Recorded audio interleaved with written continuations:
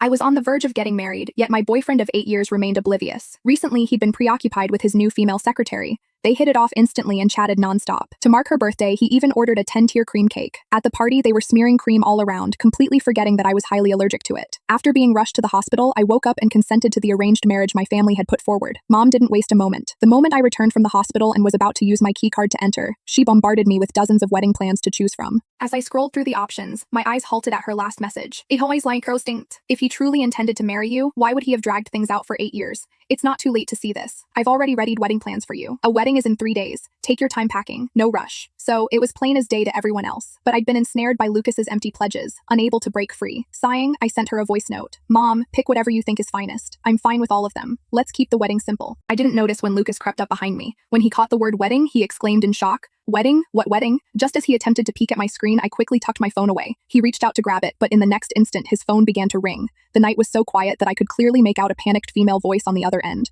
Lucas, I just went downstairs to grab something, and I think someone's tailing me. I'm terrified. I've been walking around the block, but I can't shake him off. Lucas's expression changed in an instant, filled with worry. Celine, don't fret. Head to a well-lit area. There should be someone on duty at the security post. Stay there, and I'll be there shortly. He hung up, completely forgetting about the wedding. Without a second thought, he left me standing there and dashed off into the night. I maintained a perfectly composed expression.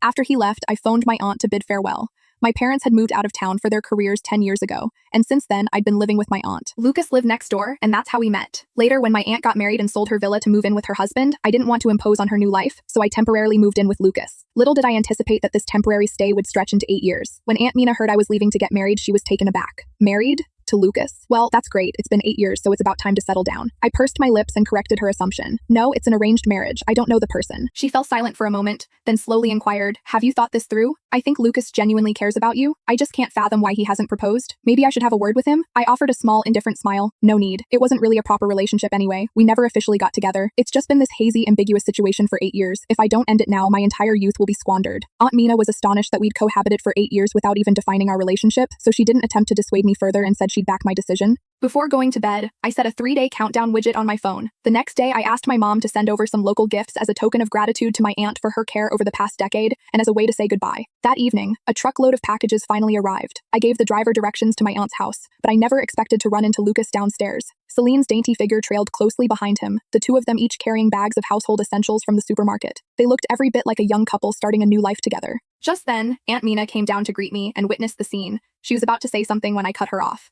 Mom's gifts for you have arrived. Make sure to check the expiration dates. Don't let anything spoil. I didn't even glance at Lucas, though this time he unexpectedly took the initiative to explain.